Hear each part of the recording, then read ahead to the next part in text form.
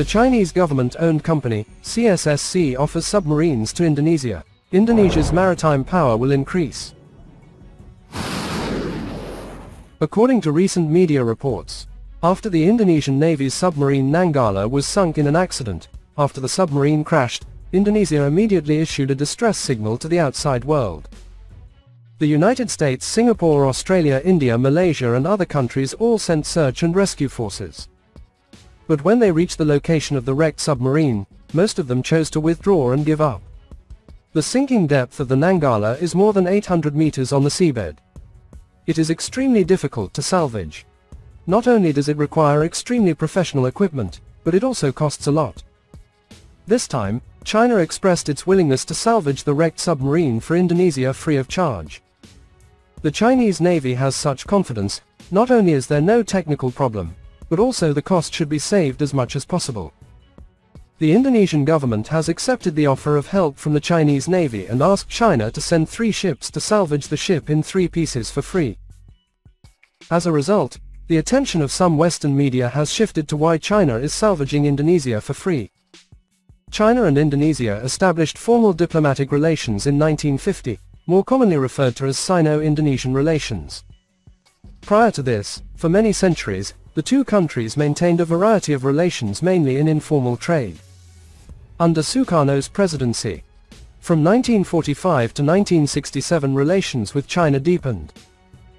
As in the early 1960s, Sukarno embarked on a series of aggressive foreign policies under the rubric of anti-imperialism and personally championed the non-aligned movement.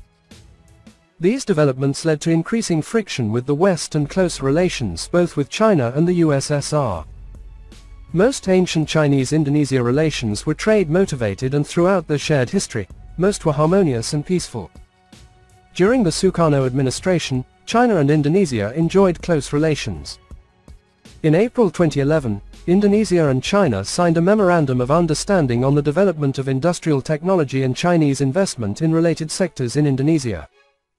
President-elect Prabowo Subianto recently met with Chinese President Xi Jinping in Beijing on his first foreign trip since being declared the winner in the February election. The talks, which took place on Monday evening local time, put emphasis on the existing cooperation. Prabowo also told Xi of Indonesia's unchanging stance, be it on the One China principle.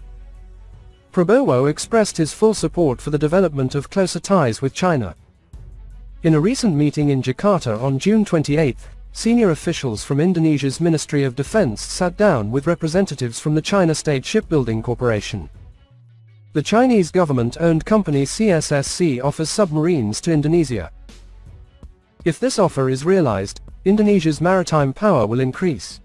During this meeting, the Chinese visitors presented the qualities of the S-260 submarine and discussed potential adaptations to meet the needs of the Indonesian Navy. CSSC reportedly offered Indonesia's defense portfolio a version of the S-260 capable of deploying YJ-18 anti-ship missiles from its torpedo tubes. Originally intended for Thailand, the S-260 submarine faced complications when the Thai Ministry of Defense decided to cancel the order in October 2023. The primary issue was China's inability to integrate a German-made diesel engine due to export restrictions from Berlin. However, China seems eager to make a more appealing proposal to Indonesia. CSSC is ready to equip the S-260 submarine with any engine preferred by Jakarta, including the high-quality MTU engines. During the presentation, CSSC officials assured the Indonesian Ministry of Defense that the acquisition would not encounter the same export restrictions that hindered the deal with the Royal Thai Navy. The promise from Beijing to Jakarta for the German MTU engine is compelling, especially when you dig into the details. Germany initially declined to supply the MTU 396 propulsion plant as part of a deal involving the sale of a Chinese submarine to Thailand. In 2023, Thai Admiral Ading Phaniam clarified that the Chinese proposed engine, the CHD-620, was actually a licensed version of the German MTU 396 engine. He further explained that China had secured a license from Germany's MTU to produce the engine. Rebranding it as the CHD-620, it's essential to highlight that this switch in engine selection does not breach the submarine contract, as the Admiral confirmed. This situation is quite curious, given claims that Thailand has not abandoned its pursuit of the S-26T submarine. In May of this year, sources indicated that, in a surprising twist, Thailand reversed its previous decision to cancel the delivery of a Chinese attack submarine. Following a recent visit of Chinese military and shipbuilding personnel to Bangkok, the Ministry of Defense has changed its previous stance and agreed in principle to go ahead with the S-26T purchase. Meanwhile, back in Indonesia, James noted that Beijing is showing a willingness to make significant compromises by offering an upgraded S-26T submarine to the country.